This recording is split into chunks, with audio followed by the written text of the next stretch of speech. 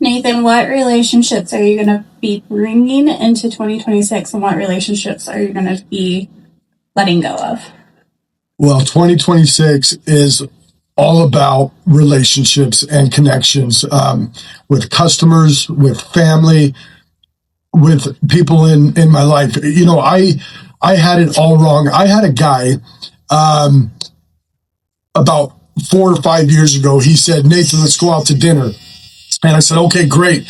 And I said, and then when everything was done, I was like, "I'm buying." And he's like, "No, that's not how it works. I'll buy my ticket and you'll buy your ticket." I was blown away.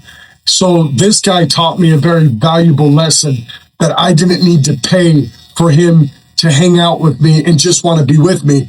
And then that same couple of weeks later, another guy called me up and said, "Hey, let's take our kids to a Jazz game." I said, "Great, I'll get us a suite." And he goes, "Nathan, that's not how it works. I'll pay for my son and you pay for your son, and we don't need a suite. We can sit in the middle."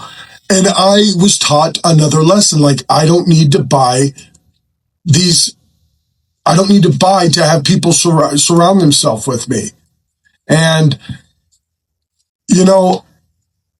authentic relationships, deep, intimate relationships is what I'm all about for 2026. So important to me.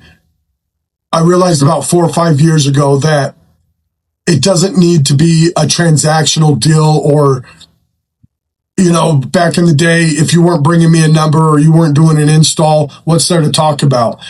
Today, and I just learned late in life that relationships are so important to me, and I am going to continue to seek for men and women of honor and integrity, the same things I'm looking for, that are like-minded.